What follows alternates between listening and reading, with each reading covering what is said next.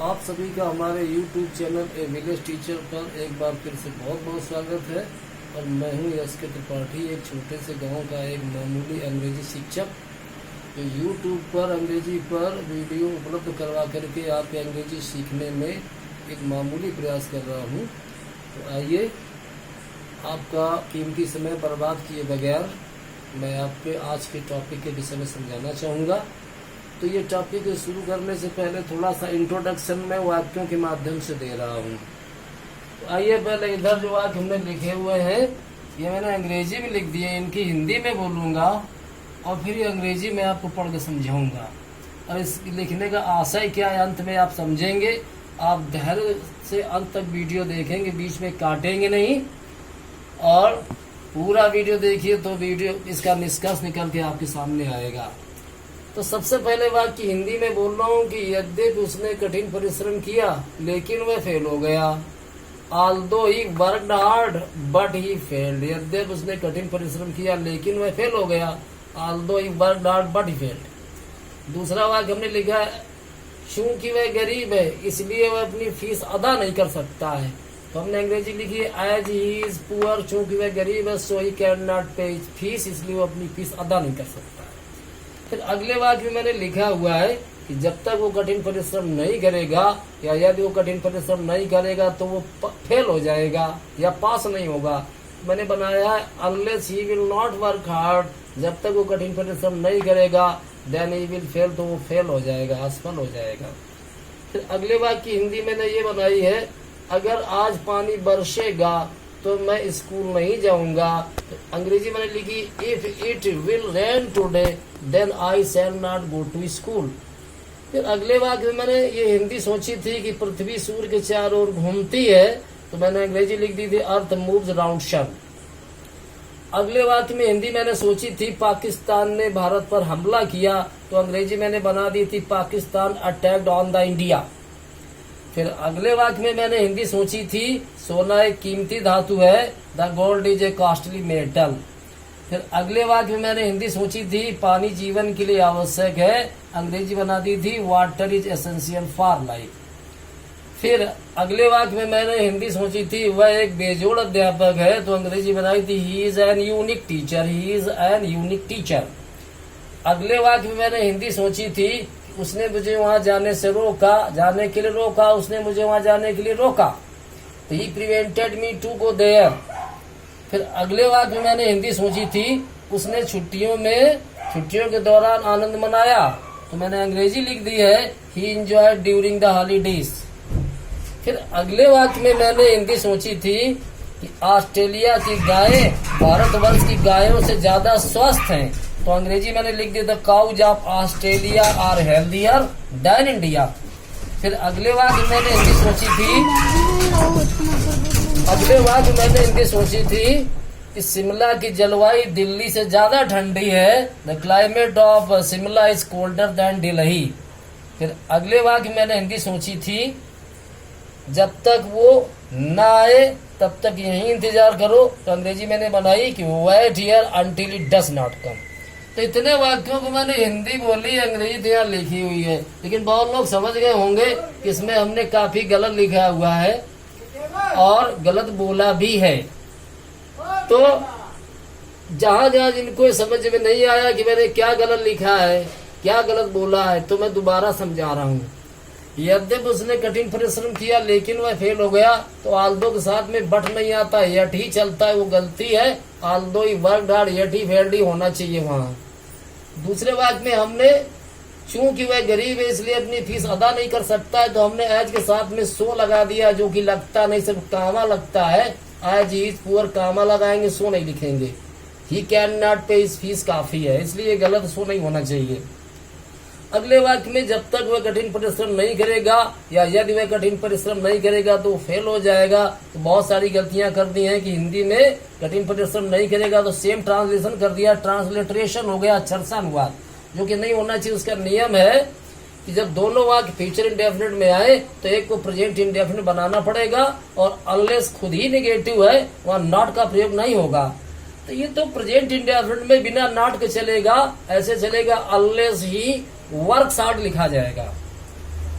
और यहाँ देन लगा गलत है, कामा लगाएंगे ही विल फेल, वो तो फ्यूचर में चलेगा।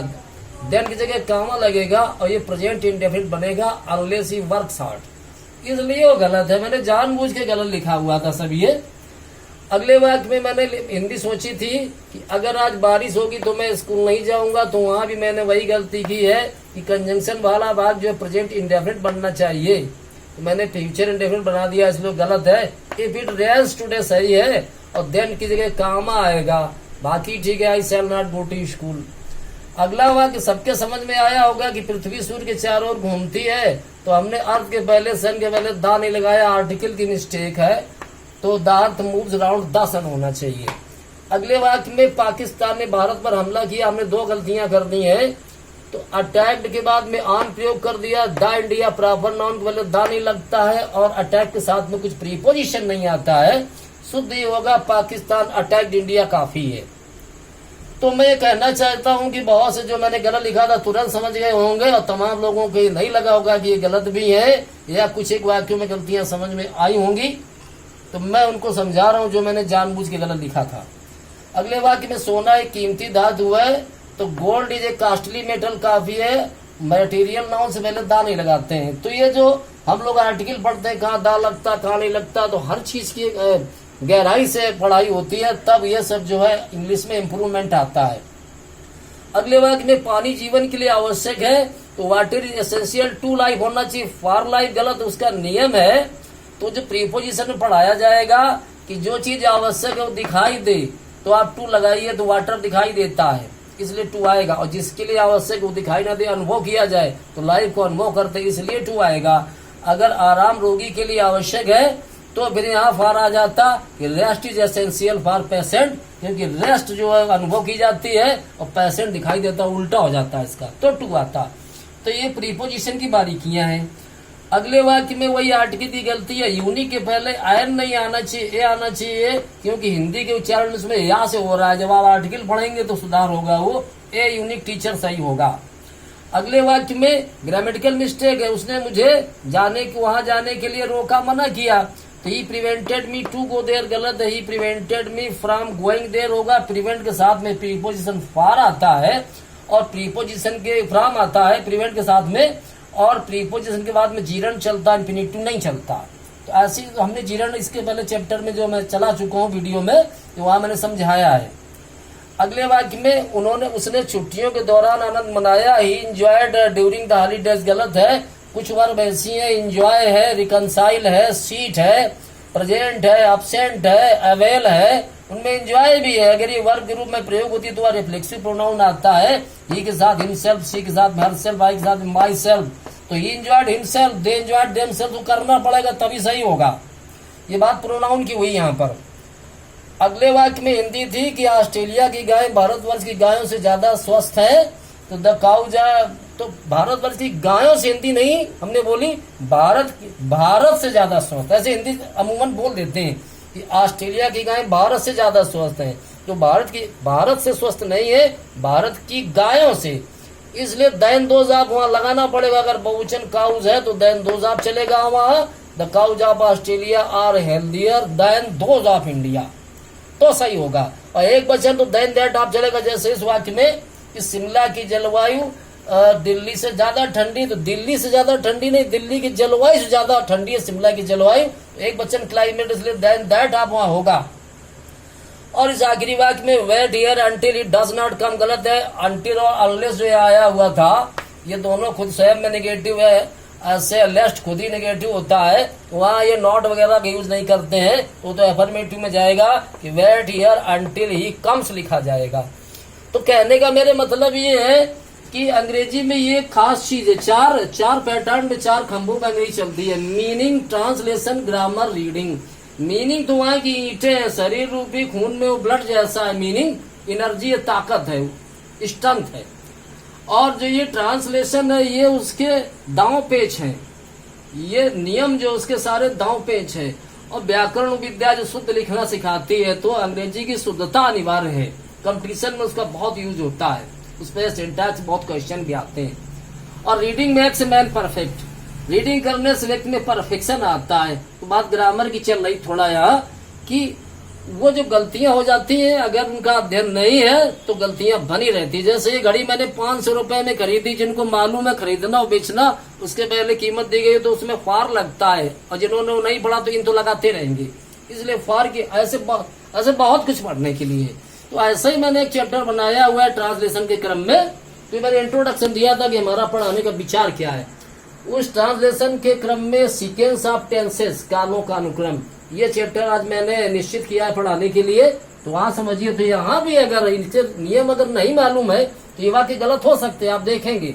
और जिनको मालूम है तो उनको तो मालूम, जिनको नहीं मालूम है उनके लिए यूजफुल सब कुछ है। जिनको मालूम का रिवीजन उनका एंटरटेनमेंट है। तो आइए देखते हैं। सीक्वेंस ऑफ टेंस का खासियत यही कि इनडायरेक्ट जैसे नियमों का उसमें अनुसरण किया जाता है। जो इनडायरेक्ट बनाने में आप पढ़ते हैं कि रिपोर्टिंग क्लास में अगर वर्ब प्रेजेंट या फ्यूचर में है तो रिपोर्टेड स्पीच के टेंस में कोई परिवर्तन नहीं होता। लेकिन अगर रिपोर्टिंग क्लास में वर्ब पास्ट टेंस में शेड हो जाता है, ऐसा कुछ होता है, कुछ भी पास्ट में है, आस्क्ड है, टोल्ड है, कुछ भी, तो फिर आगे वाले टेंस में परिवर्तन जो होते हैं, बहुत से लोगों ने पढ़े हैं कि प्रेजेंट के चारों भाग पास्ट के चारों भागों में बदल दिए जाते हैं, और पास्ट के दो भाग यानी इंडेफिनिट और कंटीन्यूअस क्रमशः परफेक्ट और परफेक्ट कंटीन्यूअस में हो जाते हैं। शैल और विल का आउट या शुड कर देते हैं, और मे का माइट और कैन का कुड जो करते हैं वो प्रक्रिया यहाँ भी चलती है। तो इसमें आप देखेंगे जो मैंने समझाने की कोशिश की है, इसका इम्पोर्टेंस समझेंगे। यहाँ शुरू करते हैं। पहला वाक्य, माँ कहती है कि बच्चा बीमार है, तो अंग्रेजी बना दी गई है mother says that the child is ill. क्योंकि कहती है वो प्रेजेंट में शुरू में, इसलिए आगे वाला वाक्य जैसा था वैसे ही, बच्चा बीमार है, चाइल्ड इज इल सही है वो। लेकिन जैसे हमने इसको बदला कि माँ ने कहा कि बच्चा बीमार है, अब शुरू में पास्ट में हो गया वो, तो अब आगे बच्चा बीमार इज नहीं रहेगा, वाच करना पड़ेगा तभी सही होगा। बच्चा बीमार तो यहाँ भी लिखा है, बच्चा बीमार यहाँ भी लगा, लेकिन यहाँ पे चाइल्ड इज इल सही है, लेकिन अब यहाँ द चाइल्ड वाज इल करना पड़ेगा।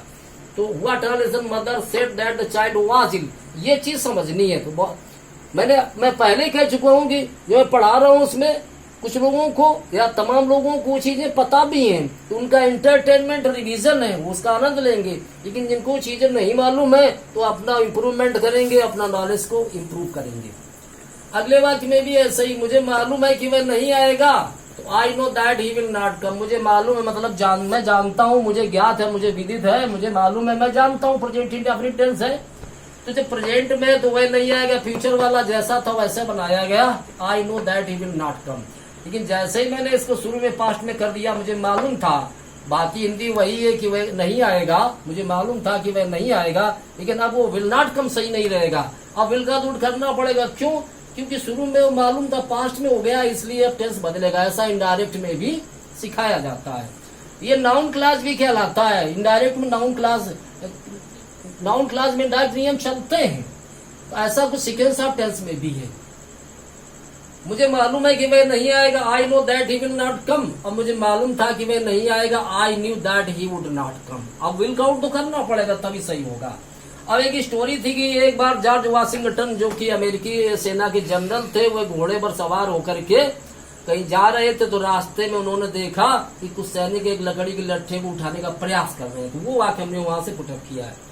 जॉर्ज वाशिंगटन ने देखा कि कुछ सैनिक लकड़ी के एक भारी लट्ठे को उठाने का प्रयास कर रहे हैं, तो देखा चूंकि पास्ट में हो गया है शुरू में, इसलिए आगे जो टेंस आ रहा है प्रयास कर रहे हैं प्रेजेंट कंटीन्यूअस। अब प्रेजेंट कंटीन्यूअस में उसको नहीं लिखेंगे, आर ट्राइंग नहीं लिखेंगे, उसको अब पास्ट कंटीन्यूअस में कर देंगे वेयर ट्राइंग, तो वो सही होगा। और जो लोग इसको प्रेजेंट में ही रखेंगे उनका गलत हो जाएगा। तो मैंने लिखा है जॉर्ज वाशिंगटन नोटिस्ड। अब बात मीनिंग की आ गई कि देखने के लिए नोटिस कहाँ लिखते हैं, बिहोल्ड कहाँ लिखते हैं, लुक कहाँ लिखते हैं, सी कहाँ लिखते हैं, वॉच कहाँ लिखते हैं। तो इंग्लिश का फिर गहन अध्ययन होता है। अचानक जब कहीं हमारा ध्यान आकर्षित हो जाए वहां नोटिस प्रयोग करते हैं। तो वाशिंगटन रास्ते में जा रहे थे, तो ये ध्यान खींचने वाली बात थी कि सैनिक लोग लट्ठा उठाने का प्रयास कर रहे थे। तो अंग्रेजी मैंने बना दी George Washington noticed. George Washington ने देखा that some soldiers were trying, कि कुछ सैनिक कोशिश कर रहे थे, प्रयास कर रहे थे, टू लिफ्ट हैवी लॉग, एक भारी लट्ठे को उठाने का। लॉग लकड़ी का लट्ठा है, ऐसे बीम भी लकड़ी का लट्ठा तीर होता है। तो मैंने समझाया है कि कालों का अनुक्रम है, शुरू में जब पास्ट में हो जाता है तो आगे बिल्कुल वैसे ही टेंस बदलता है। तो इनडायरेक्ट में आपको रूल बताए जाते हैं। अगले वाक्य में देख रहा है कि किसे पता है कि वह कहाँ रहती है। थोड़ा यहाँ भी समझना है, किसे पता है मतलब कौन जानता है प्रेजेंट इंडेफिनिट का इंट्रोगेटिव करता प्रश्नवाचक है तो शायद क्लियर अलग करके यस जुड़ेगा, हु नोस कौन जानता है। ये की अंग्रेजी दैट नहीं लिखते, इंट्रोगेटिव इंडायरेक्ट में आप पढ़ते हैं वो जो कंजंक्शन है कि वेयर वगैरह है इंट्रोगेटिव वर्ड है बस वही कंजंक्शन बनता है। तो दैट लिखेंगे तो गलत होगा, बाद वाला वाक्य इंट्रोगेटिव नहीं रहेगा, उसको असर्टिव में चेंज करेंगे। तो यार नहीं तो है नहीं इसलिए अफर्मेटिव चला जाएगा, नहीं होता तो नॉट भी आता, निगेटिव बनता हो। असर्टिव के दो भाग है, अफर्मेटिव निगेटिव, तो यहाँ ये अफर्मेटिव बनेगा। किसे पता है कि वह कहाँ रहती है, तो who knows where she lives सही है। अगर इसको अलग लिखे वो कहाँ रहती है तो वेयर डज शी लिव सही है। लेकिन जब वो जुड़ गया है तो बाद वाला वाक्य इंट्रोगेटिव नहीं रहेगा, ऐसा इंडायरेक्ट में पढ़ाया जाता है, वहाँ एक क्वेश्चन मार्क हटवा के फुल स्टॉप लगवाते हैं। तो वो नियम यहाँ भी चलेगा। इनडायरेक्ट वाले नियम नाउन क्लास में चलते हैं, ये नाउन क्लास में काफी वाक्य है, इसको सीक्वेंस ऑफ टेंस में भी काउंट करते गिनते हैं उसको। किसे पता है कि वह कहाँ रहती है, who knows where she lives, और किसे पता था कि वह कहाँ रहती है, पता है और पता था इतना हमने फर्क किया है, वह कहाँ रहती वो तो एक ही है। लेकिन अब वेयर शी लिव्स नहीं रहेगा, अब वो टेंस बदल जाएगा, प्रेजेंट इंडेफिनिट का पास्ट इंडेफिनिट, तो जहाँ रहती थी वेयर शी लिव्ड करना पड़ेगा तो सही होगा। तो क्या गलतियां कि एक तो दैट नहीं लगा क्योंकि वेयर आ रहा है खुद ही कंजंक्शन है, और बाद वाला इंट्रोगेटिव नहीं रहा तो वेयर शी लिव्ड किया गया, और जब यह शुरू में टेंस बदला पास्ट हुआ तो शी लिव्ड भी नहीं रहा, शी लिव्ड हो गया। ये ऐसा सब सुधार करना है। मेरा यकीन है कि वह पास हो गया है, तो यकीन माने विश्वास, मेरा विश्वास है, मेरा यकीन है, अर्थात मैं यकीन करता हूं, मेरा यकीन है, मेरा विश्वास है, my belief is.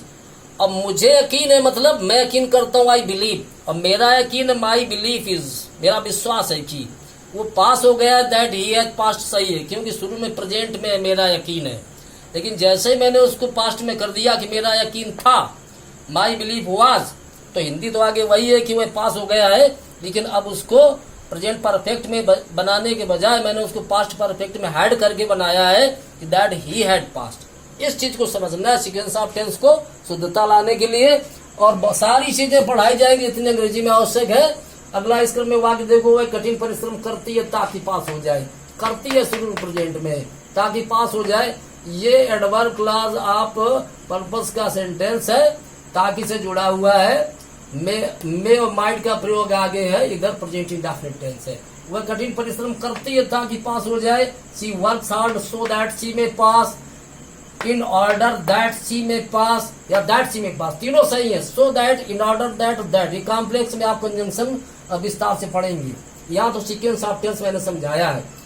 She works hard so that she में पास, वर्क से प्रेजेंट इंडेफिनिट इसलिए में रखा है, लेकिन आगे मैंने बदला उसको, उसने कठिन परिश्रम किया ताकि पास हो जाए, और हमने इसको पास्ट में कर दिया है, परिश्रम किया, इसलिए मे से गलत हो जाएगा और माइट करना पड़ेगा मे का, यही सीक्वेंस ऑफ टेंस है। She worked hard so that she might pass. आगे बढ़ रहे हैं, मास्टर साहब जानते हैं कि मैं इस प्रश्न को हल कर सकता हूँ, तो प्रेजेंट में जानते हैं, द टीचर नो, मास्टर साहब जानते हैं that I can solve this question, कि मैं इस प्रश्न को हल कर सकता हूँ। लेकिन जब आगे मैंने उसको पास्ट में कर दिया कि मास्टर साहब जानते थे कि मैं प्रश्न को हल कर सकता हूँ, तो वहां पर हमने कैन अब नहीं रखा है, उसको मैंने कुड किया हुआ है, यह समझना है। द टीचर न्यू, मास्टर साहब जानते थे, that I could solve the question, कि मैं प्रश्न को हल कर सकता था, और यह भी होता तो उसको दैट कर देते, उस प्रश्न को मैं हल कर सकता था, इनडायरेक्ट जैसा हूं। लेकिन वो जानना है कि ऐसा होता है कालों का अनुक्रम, अगर शुरू में प्रेजेंट या फ्यूचर होगा तब तो नहीं बदलेगा। जैसे माँ कहती है कि बच्चा बीमार है तो चाइल्ड इज इल, माँ कहेगी विल से तो फिर चाइल्ड इज इल, लेकिन जैसे पास्ट में गया माँ ने कहा तो टेंस बदला, हुआ जिल हुआ।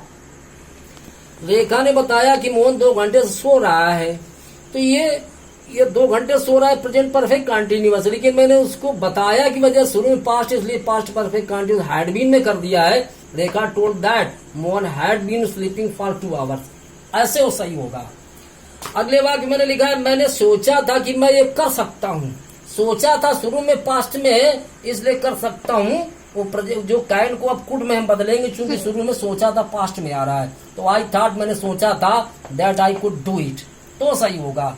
और मैंने लास्ट सेंटेंस लिखा हुआ है कि मैं समझ नहीं सका कि वह मुझसे इतनी अप्रसन्न क्यों है, तो मैं समझ नहीं सका वो भी पास्ट में है, अप्रसन्न क्यों है उसको प्रेजेंट में रखने के बजाय ये जयमाला लगाने के बाद हमने वास कर दिया है। और प्रश्न क्यों इंट्रोगेटिव जो बाद में आ रहा है उसको इंट्रोगेटिव मैंने रखा नहीं है। ऐसा करने के लिए कर्ता पहले क्रिया बाद में करते हैं। तो आई कुड नॉट अंडरस्टैंड, मैं समझ नहीं सका। Why she was so displeased with me, वह मुझसे इतनी अप्रसन्न क्यों थी। ये सेकेंड ऑफ टेंस के कालों का अनुक्रम मैंने समझाया है, लेकिन थोड़ा ये कुछ वाक्य वहां दिए हुए हैं तो पढ़ाना तो भी बहुत है, भी कॉम्प्लेक्स कंपाउंड वगैरह ये पढ़ाते हुए agreement of the verb with subject से पढ़ाना है। और जितना भी ट्रांसलेशन में है आवश्यक सारा पढ़ाने के बजाय ग्रामर में सिंथेसिस, ट्रांसफॉर्मेशन ये सब स्टोरीज करवाना मेरे दिमाग में है। अगर आपने चैनल अगर सब्सक्राइब नहीं किया है तो कर लीजिएगा। इतना घटिया चैनल मेरी उम्मीद में से नहीं होगा, कुछ न कुछ तो सबको फायदा करेगा। चैनल को सब्सक्राइब करिए अगर नहीं किया है, और अगर कर लिया तो अच्छी बात है, दूसरों को इंस्पायर कर दीजिए, वीडियोस को शेयर कर दिया करें, कमेंट लिखा करें। डिसलाइक जैसे मैं जानता हूँ जिन्होंने डिसलाइक किया है तो उनकी मानसिकता क्या रही होगी। डिसलाइक करने के बजाय वो लिख सकते थे सुझाव वगैरह उसमें कमेंट बॉक्स में। तो डिसलाइक तो किसी के भी होते हैं, लेकिन डिसलाइक की संख्या मेरे ज्यादा नहीं है, बहुत कम है। वीडियोस को शेयर कर दीजिए, चैनल आपका है, उससे आप लाभ उठाए। जिनको जानकारियां हैं उसका आनंद लें वीडियो देख करके, और जिनको जरूरत है उसको बार बार रिपीट करके अपने नॉलेज को बढ़ाएं, सुधार करें। और अगले वीडियो में मैं आपसे मिलूंगा, तब तक के लिए आप इंतजार करें। अंत में धन्यवाद, थैंक यू वेरी मच।